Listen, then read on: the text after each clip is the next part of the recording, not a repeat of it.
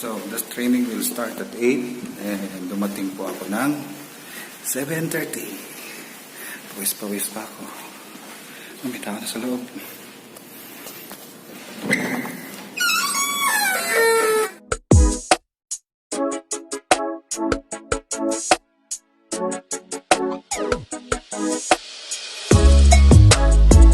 Good day people, we are here at the Mactan Domestic Airport. Yes, we are going to Manila.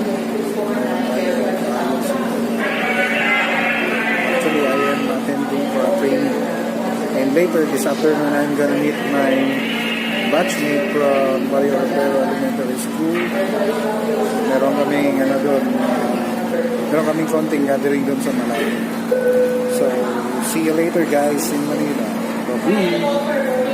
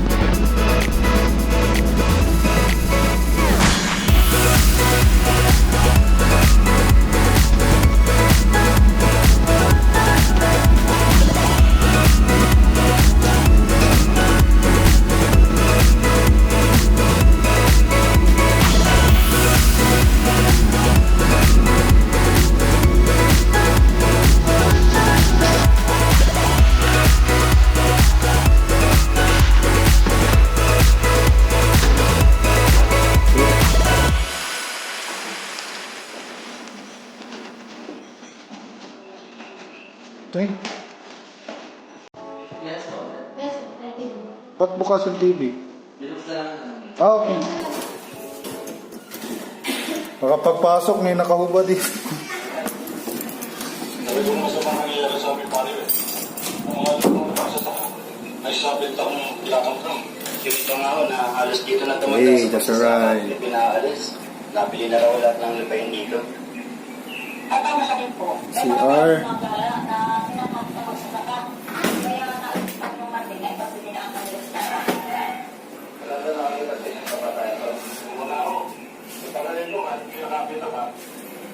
Okay naman yun. Kaya ang gawin yung titignan ko kung anong punod-dulo ng lahat na ito. Luluwas ako ng Maynila upang alamin.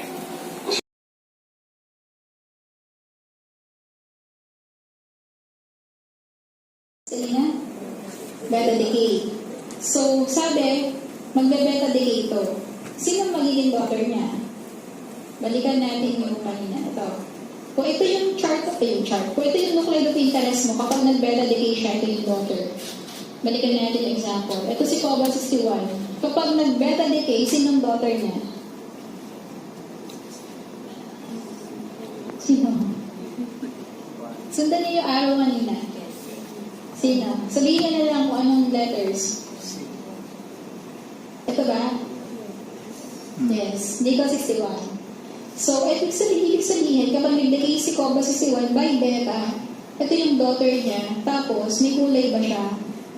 Black na eh. Ibig sabihin, stable mo. Magdedicate pa? Hindi na. Ano ba ibig sabihin ng natural background radiation? If I will be getting a survey meter from the office and then turn it on here, wala namang source sa paligid, tutunog at tutunog yun. Ano nadedetect niya? The natural background radiation. Okay? There is radiation everywhere. Di ba? Kanina nakita natin. Yung walls, yung floor, ang katawan natin. So, may madedetect at madedetect siya. From the nuclear industry, we have 0.05. Ang gumagamit ng nuclear devices. Pwede rin power plant. Meron ba tayong power plant sa Pilipinas? Meron. Meron, di ba? Saya. Mas madami daw. Ayan. Sa foam. Sa foam nilagay. Sa foam ilalagay, ma'am. No? Opo, dun po sa may foam banda. Okay. Okay na po. Pwede po. Ayan. Tapos sir, ilipat niyo po yung radioactive material. Lagay niyo po sa gitna. Okay. Tapos close po natin, ma'am.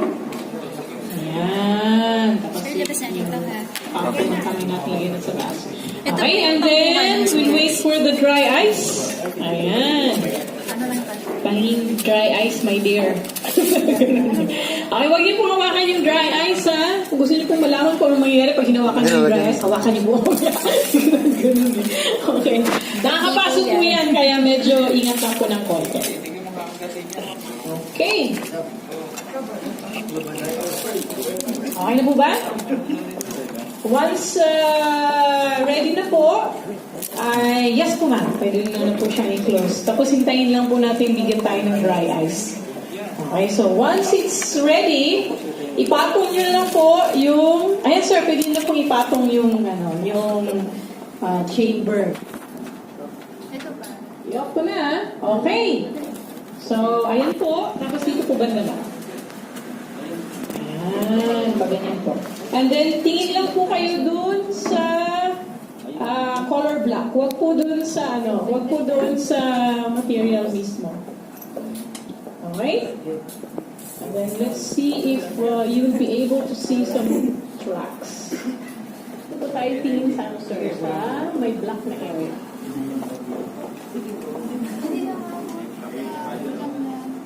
Makigroup na ito.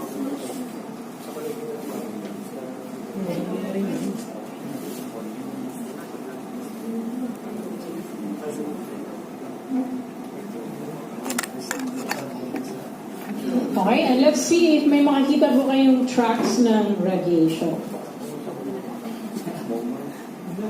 Wala. Sa gilid daw. Nga, hintayin ng konti.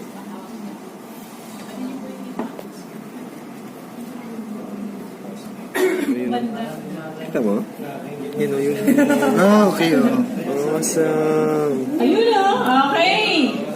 Nice! Finally! Okay, pinakita kayo ba?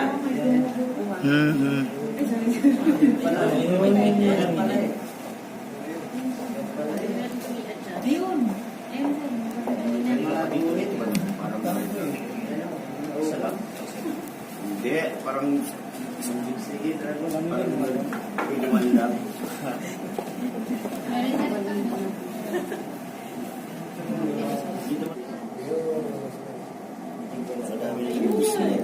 Okay, so meron din dito. Yehey! Kayo ba? Meron kanina pa. Okay, nice. Very nice. Kayo, sir? Naubos na yata eh. Meron naman. Meron na kinakita kanina. Okay. Yan. Ay, pwedeng pa ganito, sir. Para mas marami kayong ayun, no? Hindi ko malabas-labas na parang crowd. Yun! Nice! Okay, may nakita na kayo, sir? Satisfied? Okay, satisfied na. Alright. Alright.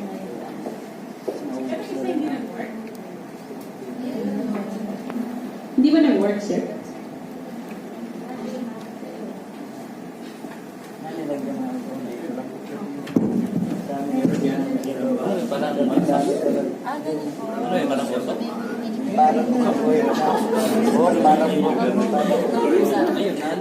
Good day, people.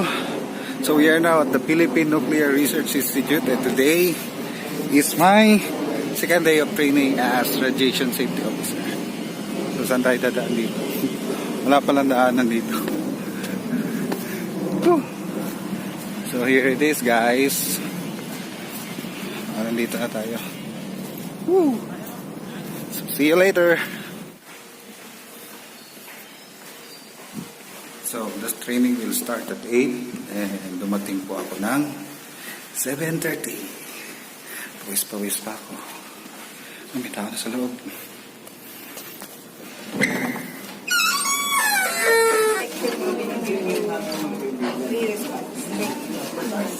So, ano yung 5 boosters? First, visual check. Ganun yung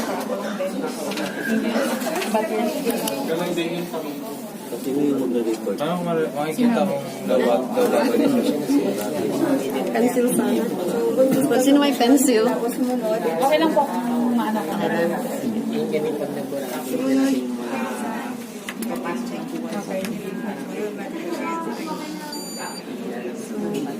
Sa model kasi nito. Sa model na ito kasi, pagka on yung considers yung radiation dose mapping.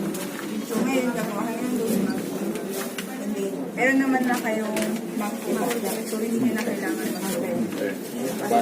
Paano yun, ma'am, pag di mo alam yung loob ng yung loob ng room? Isa-isa tayo. Magmamapping kahit hindi mo alam yung loob ng room. So, dapat basa lahat sa shower. Ha? Kailangan ko manda lang ng shower. Oo.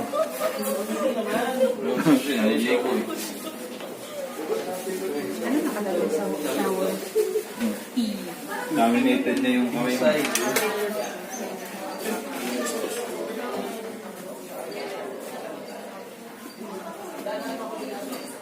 Ayun. Baka beverel yan. Saan yung safe? C1 or C2? Above the scene, tsaka just beside the scene. C1 muna, above.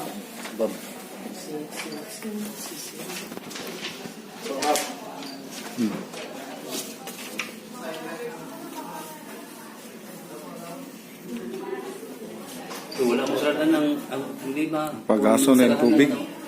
Hindi sarada yung source. Sarada yung source.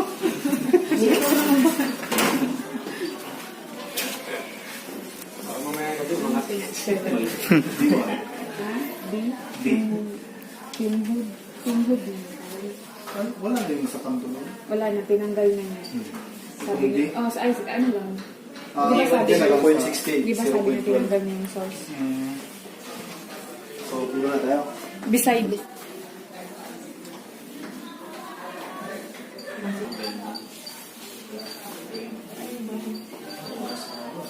Dito kasi may cover sa mobile. Nasa link, 9.0. 2.1 Yan. 11.6. 11.6. Anong gano'n natin? 10 lang yung pinaka-nagila. Ako pa rin.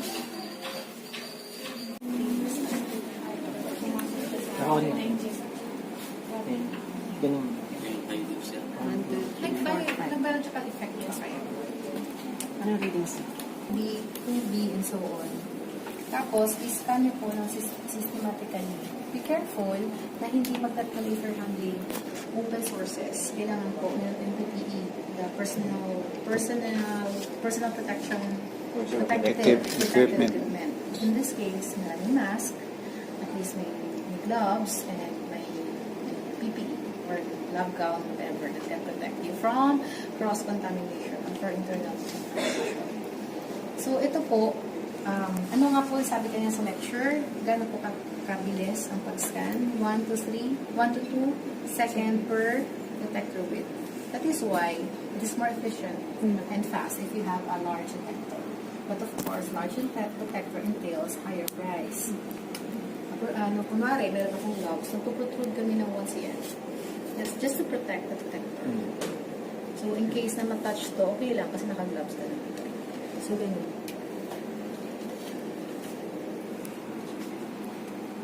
More or less. 1 to 2. 1, 2. Ganyan po.